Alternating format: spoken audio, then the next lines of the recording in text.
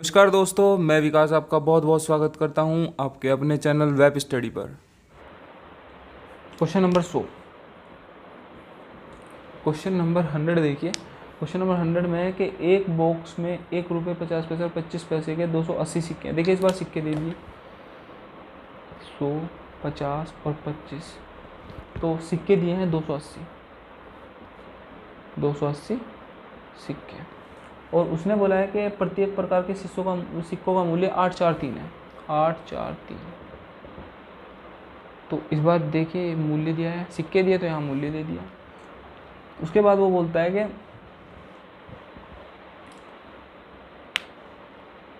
Question number 100, 50 पैसे के सिक्कों की संख्या बताइए। 50 पैसे के सिक्कों की संख्या बताएं। देखिए मूल्य दिया है, सबसे पहले हम संख्या का अनुपात निकालेंगे, ठीक है। तो 50 पैसे के सिक्कों की संख्या देखिए कितने हैं। अगर ये हमारे, देखिए यहाँ सिक्के दिए हैं तो हमें भी सिक्के निकालने हैं। तो देखिए अगर हमारे पास 8 रुपये हैं, 8 रुपये, 4 रुपये और 3 रुपये, अगर 8 रुपये हैं तो 100 पैसे के कितने सिक्के होंगे? नॉर्मल सी बात है, 8 ही होंगे। अगर हम यहाँ पर देख लेते हैं कि अगर हमारे पास 4 रुपये हैं तो 50 पैसे के कितने सिक्के होंगे? 8 होंगे। और अगर हमारे पास 3 रुपये हैं तो 25 पैसे के सिक्के कितने होंगे? देखिए यहाँ 2 से गुना हो जाएगी, यहाँ 4 से गुना हो जाएगी, यहाँ 1 से हो जाएगी, ये भी आप रट सकते हैं। बाकी मैं आपको वैसे ही एक बेसिक तरीका बता रहा हूँ कि अगर हमारे पास मूल्य दिया है तो 8 रुपये, 4 रुपये और 3 रुपये। अगर 8 रुपये 4 रुपये में 50 पैसे के कितने सिक्के होंगे? तो नॉर्मल सी बात है कि कितने होंगे? 8 होंगे। 1 रुपये में 25 पैसे के 4 सिक्के होते हैं, तो 3 में कितने होंगे? 4 तिया 12, 12 होंगे। तो देखिए ये हमारा मूल्य आ जाता है, सॉरी ये सिक्कों की संख्या आ जाती है। तो अब हमारा जो मान है ये है 12 और 8 20 और 8 28 का। 28 बराबर कितने के? 280 के। 1 बराबर कितने के? 10 के। पूछ क्या रहा है हमसे? 50 पैसे के सिक्कों की संख्या पूछ रहा है। 50 पैसे के सिक्कों की संख्या 10 गुना 8 होगा तो कितनी होगी? 80। ये हमारी क्या आ जाएगी? आंसर आ जाएगा। क्वेश्चन नंबर 101 आप खुद से कीजिए, 102 भी खुद से कीजिए, ठीक है। और 103 मैं आपको बताता हूँ। 103 देखिए 103 कैसे होगा? 103 क्वेश्चन को करने के लिए वो कह रहा है कि 130 रुपये, इस बार हमको दिया है 130 रुपये, और बोल रहा है कि 50 पैसे, 10 पैसे और 5 पैसे, 50 पैसे, 10 पैसे और 5 पैसे के जो हैं हमारे पास सिक्के हैं या नोट हैं, प्रत्येक प्रकार के सिक्कों की संख्या कितनी होगी अगर ये सब समान हैं, ठीक है ना। तो ये सब समान दे रखा है। देखिए यहाँ रुपए दिए तो ये संख्या देगा, संख्या का 1:1:1, तो उसने पूछा है कि बताइए प्रत्येक प्रकार के सिक्कों की संख्या कितनी होगी, ठीक है। एक की वैल्यू बतानी है। तो अब वही करेंगे हम जो हम करते थे, रुपए दिए हैं तो इनको भी हम रुपए ही बनाएंगे। देखिए अगर 50 पैसे का ये 111 ये संख्या दे रखी है, तो संख्या दे रखी है, अगर इसकी भी एक संख्या है तो कितने रुपए हो गए हैं? ये होंगे हमारे 50 पैसे। ये कितने होंगे? 10, और ये कितने होंगे? 5, और इनका योग बराबर कितने के? 130 के। तो ये हुआ 50, 60 और 5 65 बराबर 130 के। 1 बराबर 65 के, 13 पंजे 65 और 5 दूनी 10, 1 बराबर 2 के, और 2 एकम 2।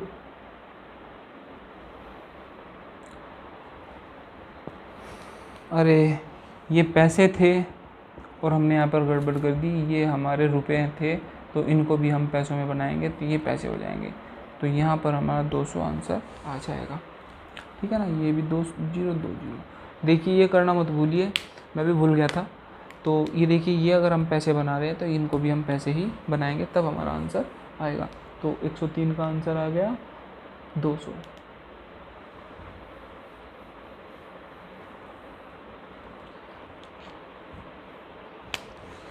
क्वेश्चन नंबर 104 देखिए।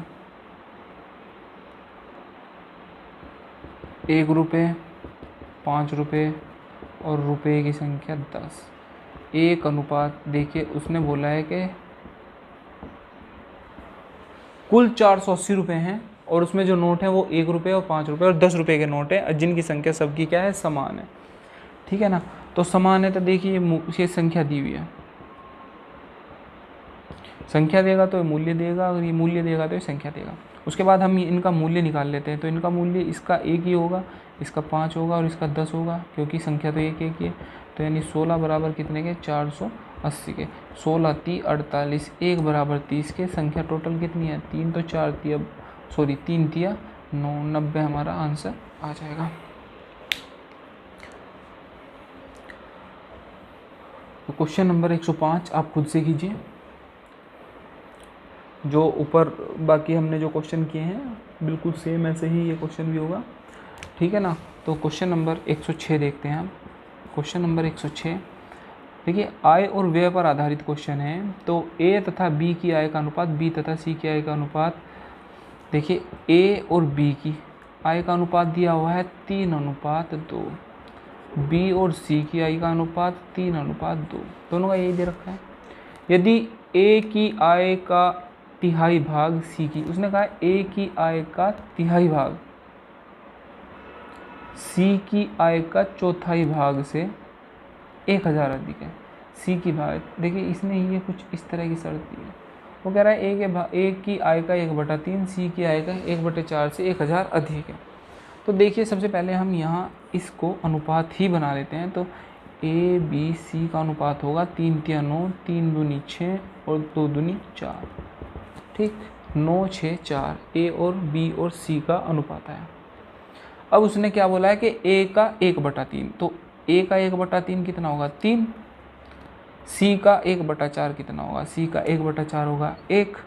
तो यानी ये 3 आया, ये 1 आया, और वो कह रहा है कि इन दोनों का अंतर जो है वो 1000 है। इन दोनों का अंतर 1000 है। यानी कितना आया इन दोनों का अंतर, 3 और 1 का अंतर 2, तो 2 बराबर कितना, 1000, 1 बराबर 500 के, ठीक है ना। तो बी की आय पूछिए, बी की आय कितनी, गुणा 6, तो गुणा 6 5 6 30, तो कितनी आई 3500। देखिए मुझे आशा है कि आपको अच्छे से समझ में आया होगा। मैं एक बार और बता देता हूँ। ए बी सी का अनुपात दिया, हमने निकाल लिया। उसने कहा ए का 1/3, 1/3 3 आया। बी सी का 1/4, 1/4 यानी 1/4 1 आया। इन दोनों का अंतर 1000, तो इन दोनों का अंतर कितना है, 2, 2 बराबर 1000 के, 1 500 के। और बी की वैल्यू पूछी है, तो बी की वैल्यू कितनी हो जाएगी, 1 बराबर 500 के, तो 6 बराबर 5 30 के, ठीक। क्वेश्चन नंबर 107 देखिए, 107 में क्या बोल रहा है वो। क्वेश्चन नंबर 107, एक परिवार की आय और व्यय का अनुपात दे रखा है। आय और व्यय कितना, 10 और 7। उसी परिवार का व्यय जो है, यदि उस परिवार का व्यय जो दिया हुआ है वो दिया हुआ है 10,500, व्यय यानी इसकी वैल्यू दी हुआ है 10,500। तो बचत बताइए। देखिए ये आय ये व्यय, तो बचत कितनी होगी, ये बचत हमारी होगी भाई 10 कमा रहा है, 7 खर्च कर रहा है, 3 बचा रहा है, तो 3 की वैल्यू बतानी है, ठीक है ना। तो ये कितने की वैल्यू है, ये 7 की वैल्यू है, तो बटे 7, या आप यहीं डायरेक्ट कर सकते हो और गुणा 3। तो 7 × 7, 7 × 5 35, 15 × 3 45, यानी 4,500 इसकी बचत होगी। मुझे आशा है कि आपको अच्छे से समझ में आया होगा, ठीक है ना।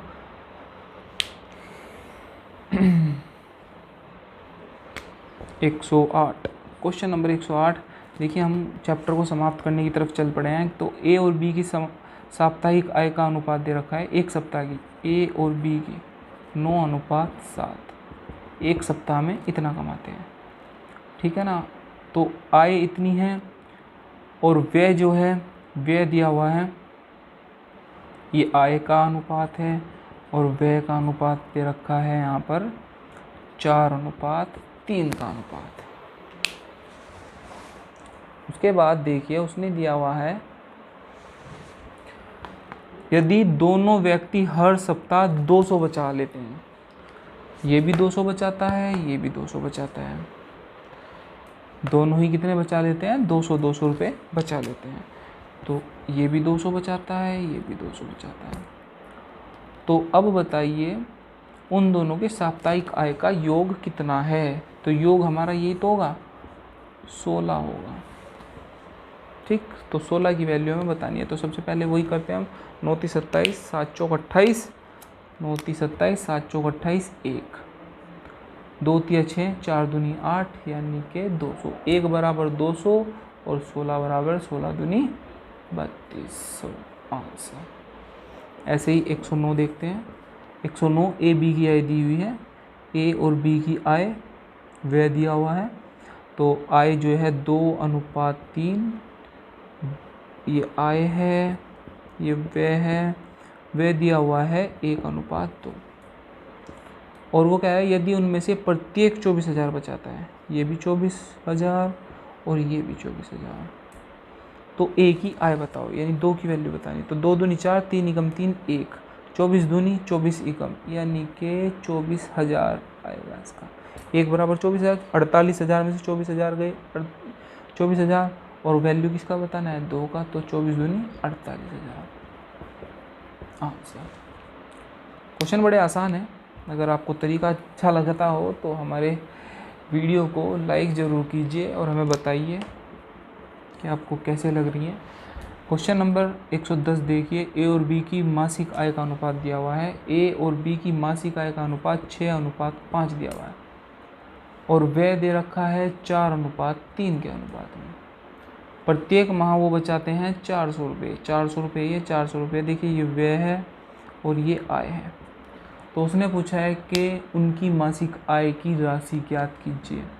तो उनकी मासिक आय की राशि ज्ञात हमें करनी है। तो देखिए 6 तिया 18, 4 पंजे 20, यानी कि 2 आया, 4 तिया 12, 4 चौक 16, यहाँ हमारा आया 400, 12, 1600 में से 1200 के 400, 1 बराबर 200 के, ठीक है ना।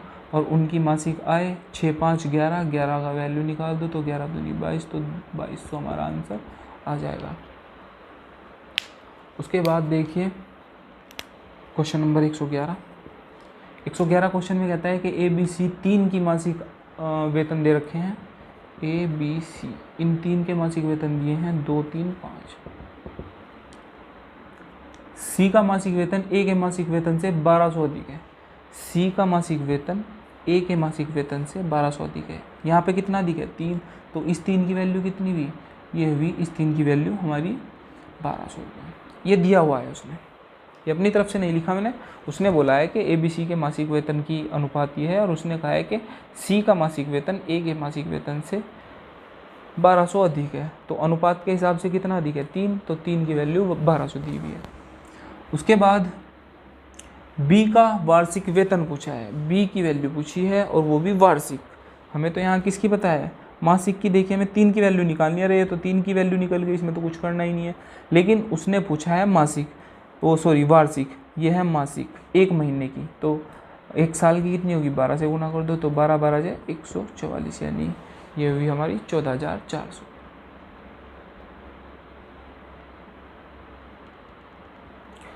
चलिए क्वेश्चन को आगे बढ़ाते हैं। क्वेश्चन नंबर 11 हुआ हमारा, और 112। चलिए 112 क्वेश्चन करते हैं। 112 अच्छा क्वेश्चन है। 112 के बाद आप 113 खुद कीजिएगा।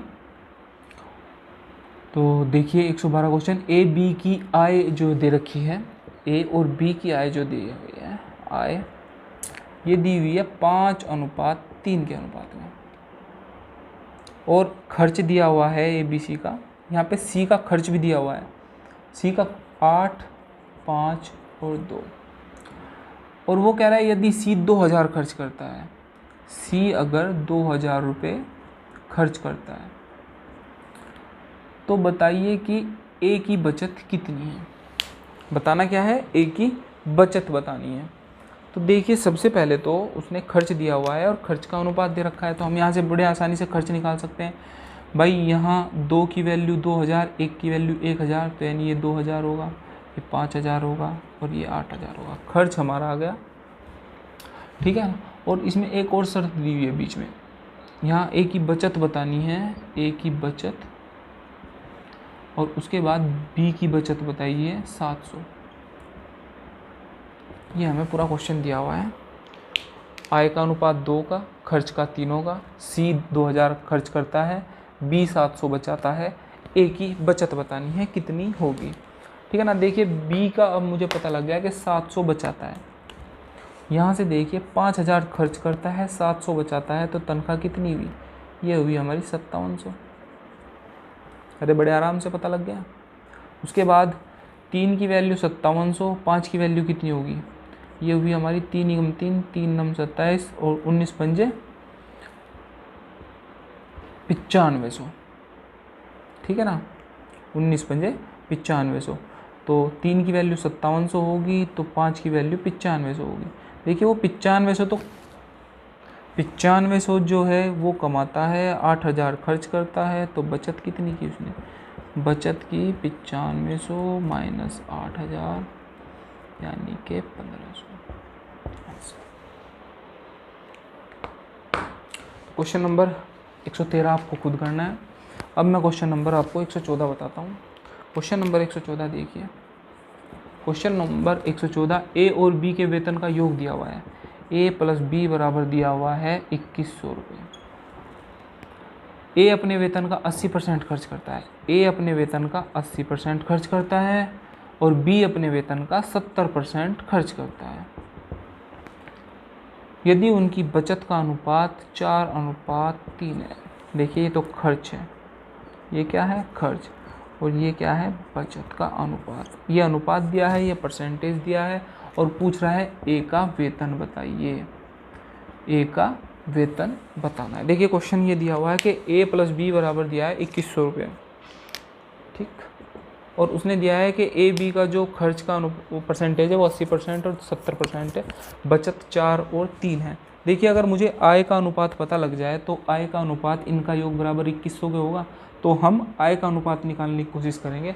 देखिए किसी की भी आय जो होती है वो 100% होती है, वो 100% कमाता है, 80% खर्च करता है और 4 बचाता है। तो देखिए अब मुझे पता है अगर ये 80% खर्च करता है तो कितना परसेंट, 20% क्या करता है, बचत करता है। ये 70 करता है तो ये 30% बचत करेगा, नॉर्मल सी बात है। तो देखिए अब मैं उसकी आय निकाल सकता हूँ, 100% में निकाल सकता हूँ। 20% बराबर 4 के, 100% करने के लिए हम 5 से इधर करेंगे तो 5 से ही इधर करेंगे। आपको समझ आ रहा है? तो यानी 100% बराबर 20 के, बाई 5 दूनी 10, 100%, 5 चौक 20, 20%। यहाँ भी ऐसा ही करेंगे। 3 बराबर है 30 के तो 10 बराबर, 3 बराबर है 30 के, 1 बराबर होगा 10 के। या आप देखिए 30% बराबर 3 के, 10% बराबर होगा 1 के, 100% बराबर होगा 10 के। तो यहाँ पर कितना है 10, तो 20 और 10 हमारा जो है बचत का अनुपात आ गया। अब यहाँ से आप आराम से निकाल सकते हैं। तो देखिए आप इसको अनुपात बना लीजिए तो सही, आय का अनुपात कितना आया, 2:1। तो इनका योग कितना है, तो 2 और 1 3, तो 3 बराबर कितने के, 2100 के, 1 बराबर कितने के, 3 सत्ते 21, 700 के। तो 1 की वैल्यू निकालनी है, 2 की वैल्यू तो 7 दूनी 1400, 500। सही है, मुझे आशा है कि आपको अच्छे से समझ आया होगा। तो चलिए क्वेश्चन को, लास्ट क्वेश्चन को हम करते हैं।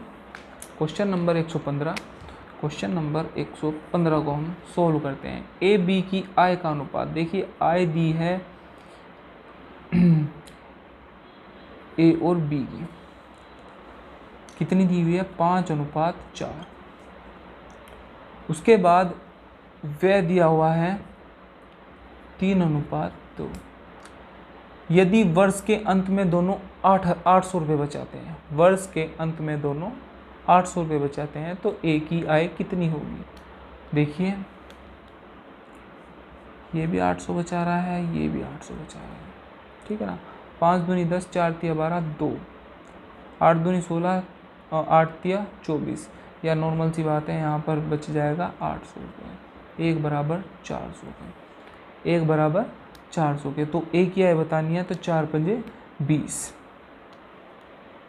तो ए की आय कितनी हुई हमारी, 1 बराबर 400 के और 5 बराबर गुणा 5, तो 4 पंजे 20 के, 2000। सही है, तो 2000 हमारा आंसर आ गया।